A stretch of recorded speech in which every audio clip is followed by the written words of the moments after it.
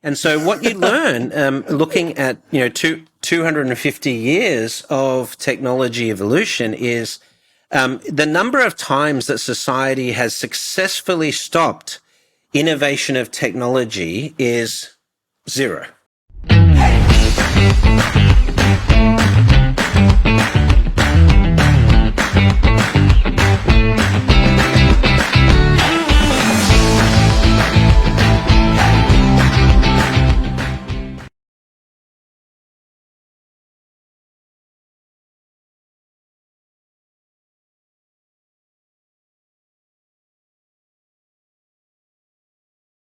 Brett King, thank you for joining me today. How are you? All the way from Bangkok, Thailand. I'm very well. Thanks for having me. I'm stuck in a quarantine hotel here in Bangkok, waiting so that I can get out to my apartment that I've got here once I clear quarantine. Wow, so it's definitely a crazy, crazy time. But start talking about crazy time. Let's go even a crazier time. Talk to me about the time that you had an engine failure and you had to manage that whole situation. Yeah. Well, it was a few years ago now. I started learning to fly when I was 20. I had always wanted to be a pilot. I thought my corrected vision excluded me from being a commercial pilot, at least. But I got my private pilot's license when I was in my I guess latter half of the year when I was 20. And then, started to incorporate that in my business. So I had my own software company after a while. This is about 93. And I would, fly around providing software support for companies, around, the province or state of Victoria in Australia, where I was living at the time. And, it was a great way to get hours and get some flying experience. I was flying out to a place called Mount Gambier on the eastern side of Victoria. I was in a single engine Piper Warrior, which is a 4-seat single engine aircraft at about 7,000 feet. And you have 4 fuel tanks in this aircraft. You have wingtip tanks and then the primary main wing tanks. And the technique is to essentially run the tank almost dry, where you start to feel the engine, starve of fuel, and then you switch over. So you use as much fuel as possible in the tank. So I was going from the right tip tank to the left tip tank. The engine started to, cough and splutter a little bit as it does. And then I switched over to the left tank and it coughed and spluttered a bit more and then stopped. But, one of the things about flight training in terms of discipline is that you have these checklists that you're constantly practicing on. And so you have an engine failure checklist. And so I immediately went into the checklist. The guy that was sitting next to me in the aircraft was starting to panic, and I was just like, okay, mixture-ish, master on, fuel on, going through the process. And in that, I discovered that the fuel selector switch, which I used to select the tank, was loose. And it was showing that it was on the left tank, but it was actually in the off position because of that looseness. So I selected another tank and boom, the engine fired up again because it was still windmilling. It was still being, as I was sort of descending, it was still being driven by the wind. And as soon as some fuel got into the engine, bang, it fired up again. In the process, I'd lost, a couple of thousand feet. I had already selected a potential landing site and been done through that. They say you have one of those for every 18,000 hours of flying time. So I think that's my engine failure for life, pretty much. But I also had an alternator failure in a Cessna 210 flying between Tasmania and Moorabbin in Melbourne, which is the largest general aviation airport in the Southern Hemisphere. and I was And flying what happened over there? water, and I had an alternator failure. Well, I managed to turn everything off, before I, had the complete battery failure. I navigated just using, maps and compass to, Moorabbin, where I had to land, switched it on, just had enough power just to get the radio call in for air traffic control to get clearance to land. And then the power went completely out. So I had to, the Cessna 210 was a retractable gear aircraft. So I had to manually pump the gear down before I could land. So that was another fun one.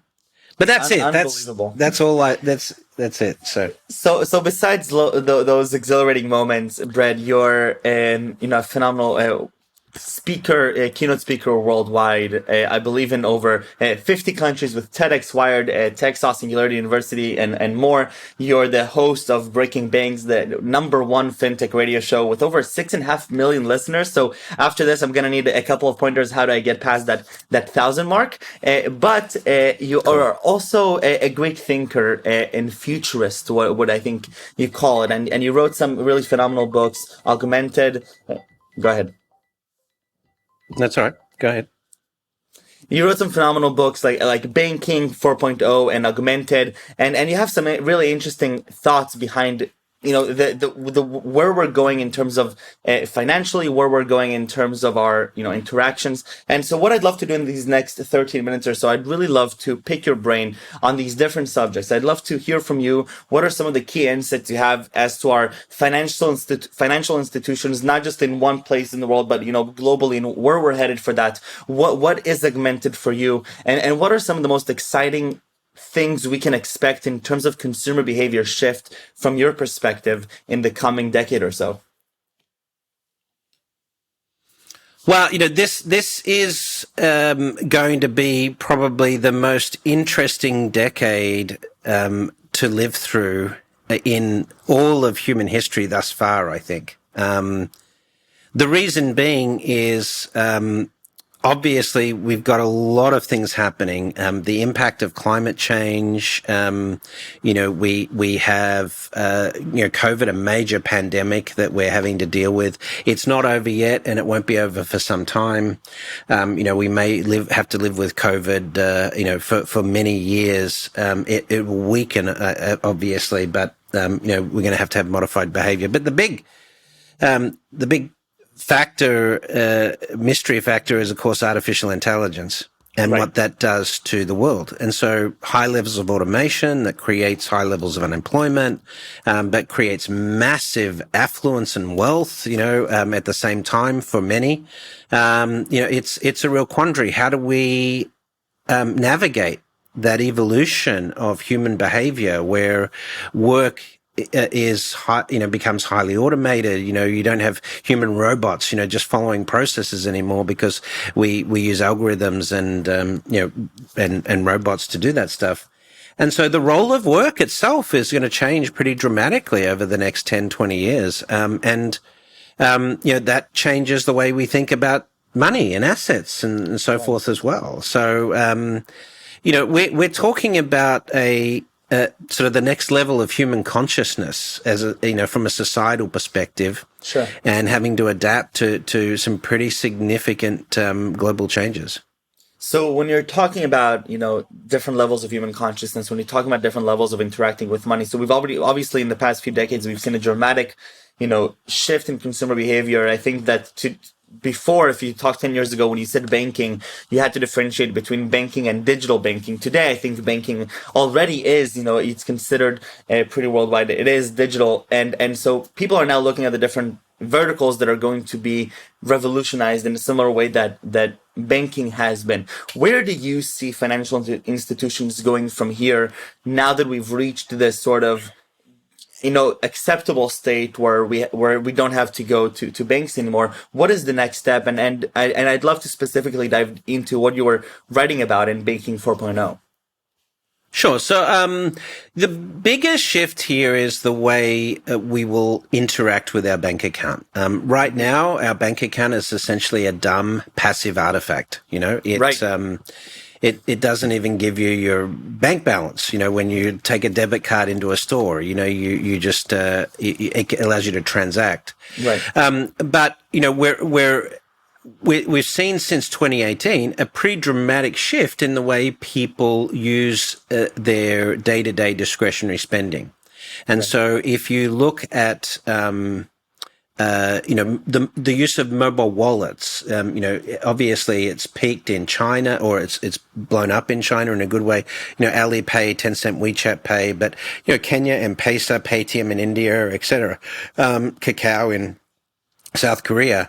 The use of mobile wallets in 2020 was effectively double that of plastic cards, both debit cards and credit cards globally. Wow. And so this is probably something most people, in the geographies that we tend to live in, like the US, Israel, and so forth, are not familiar with. They think the plastic cards are the way people do day-to-day banking. The difference, of course, that's going to emerge between smart mobile wallets or cloud-based mobile wallets where we do our discretionary spending is that they're starting to get a level of intelligence around coaching us in our money, making sure that we have access to credit when and where we need it, and helping us save and become financially healthier over time, that differentiate them significantly from the dumb artifacts of plastic cards, paper checks, and even cash. And so that's the big difference from a banking perspective, that your bank account will become a smart companion that coaches you and helps you with your money. And this is even more critical coming off the back of coronavirus, so that people have the tools to recover economically from the effects of COVID. So do you see the primary differentiator of where we're headed in the very next phase to be more of this interactive consultant, personalized consultant for every bank account? Is that what we're saying? And I believe that is also what you're also passionately working with Moven, and you've raised quite a bit of sum of money to go and make that positive impact. So is that really the next big milestone that you're observing? Well, we've been working on this for 10 years, the Moven smart bank account technology. And today our technology has already achieved some pretty significant milestones in that respect. If you use our technology, Moven, on average, month on month, compared with someone who doesn't use Moven, you're saving about 5 to 8% per month. Extra.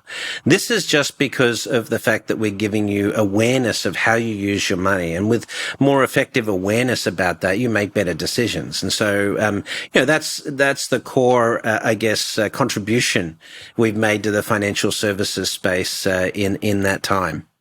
So how does that actually interact with, where we're headed with artificial intelligence and the milestones of relieving us of a lot of those decision-making processes, given that, we'll have other entities that might know better for us what will make us happier, what products we would want or need, or what food we should consume or not consume. So how does that whole thing play out as you're looking into a world that is really filled with artificial intelligence? Well, it happens not just in respect to sort of coaching you and helping you with money, see how you save, but also anticipating your needs. So, for example, we understand your cash flow. So we can predict, 90 days out if your current cash flow is going to result in a shortfall. If, you're going to get to the point where, you can't pay your car insurance bill or your rent or something like that, we'll be able to warn you in advance. And so then we'll give you tactics for how you could, handle that disparity. Or, let's say a more practical example, you walk into a grocery store and we know that you normally spend $300 on your groceries. Today, you've only got $200 in your account. What would normally happen is you'd get to the checkout, you'd swipe your card, and it would be declined because you don't have sufficient balance.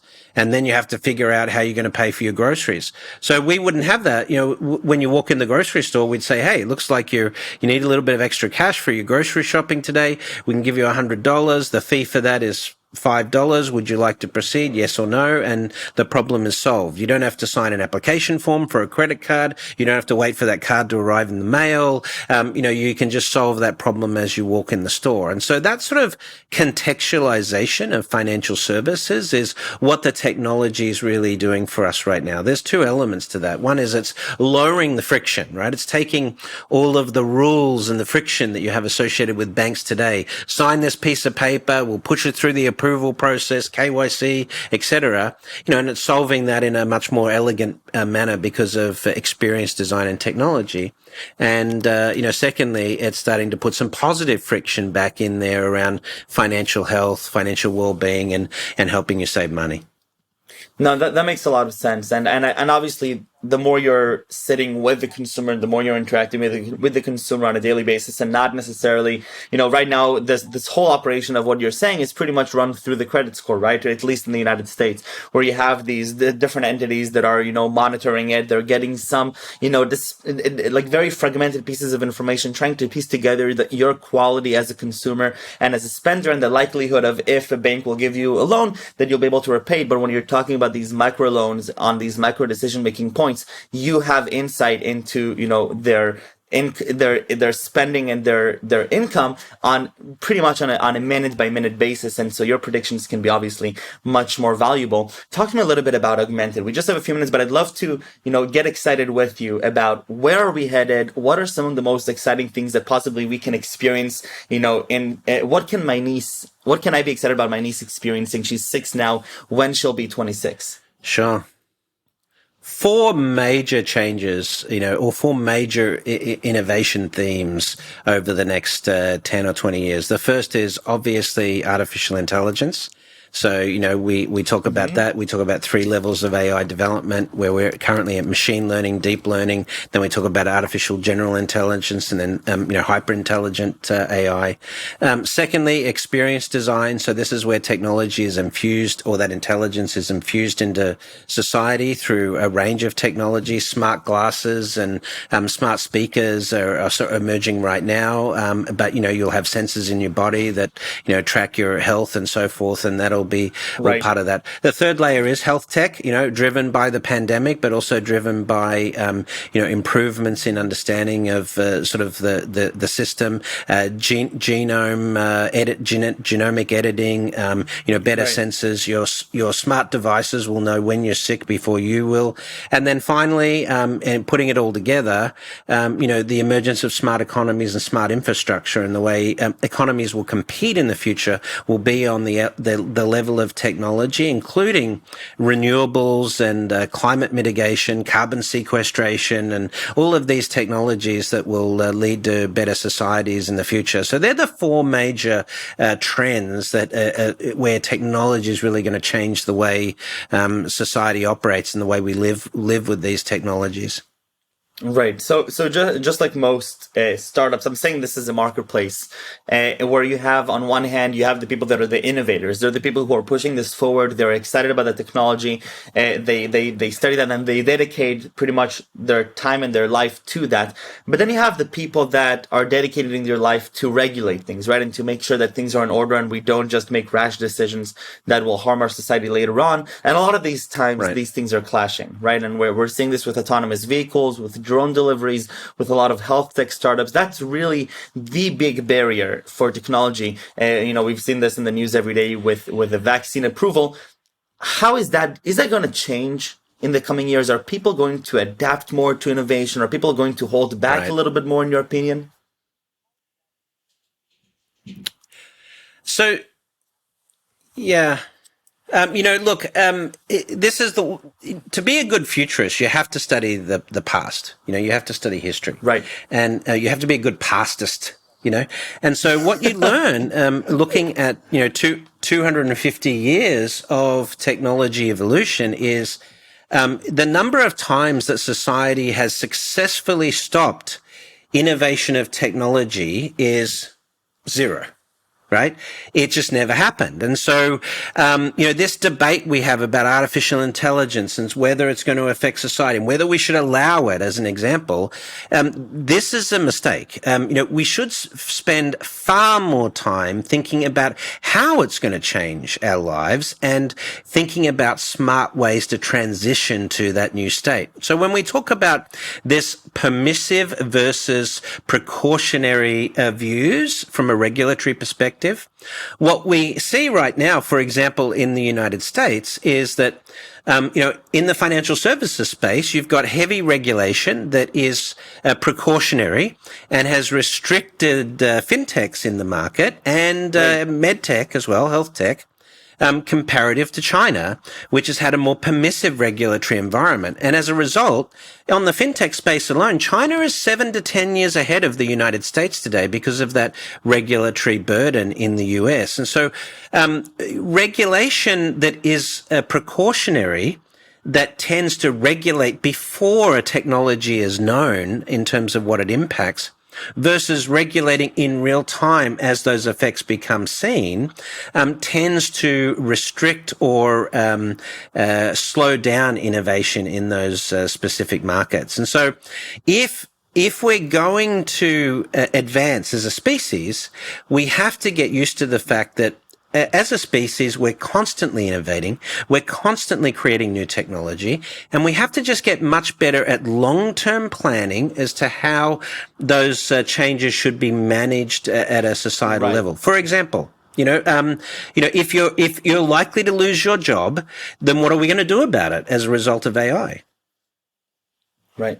100%. Brett, I think these are fascinating questions. I think that I got a chance to look at the different books that you've written, and I think that at the end, one of the most important things that a young entrepreneur can do these days is be a futurist or an amateur futurist, and mainly both get excited about it, be cynical about it, be cautious, be worried, but at the end be having that exhilarating feeling that we are going to be a part of the most interesting decade that's ever happened, and each of us can decide what are the things we want to work on, what are the most meaningful innovations that will propel the humanity forward. And now that I'm thinking about whatever companies I will want to create, I've been telling people that maybe I'll want to create a company that is responsible for inserting the chips that will monitor for heart disease and for heart attacks and will test our blood, because it's inevitably it's going to happen. As an amateur futurist, I know it's going to happen. The question is, will the person doing it be responsible enough to do it properly and to do it transparently? And I think that one of the scariest things for me is that the future, we don't know who's going to be owning the future,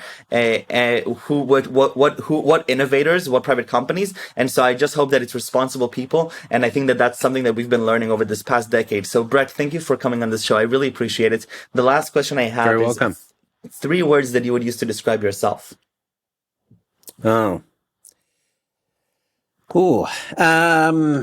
Thinker, persistent, and optimistic. Wonderful. I love it. Brett, thank you very, very much. Stay safe and stay healthy and enjoy Thailand. Thank you very much.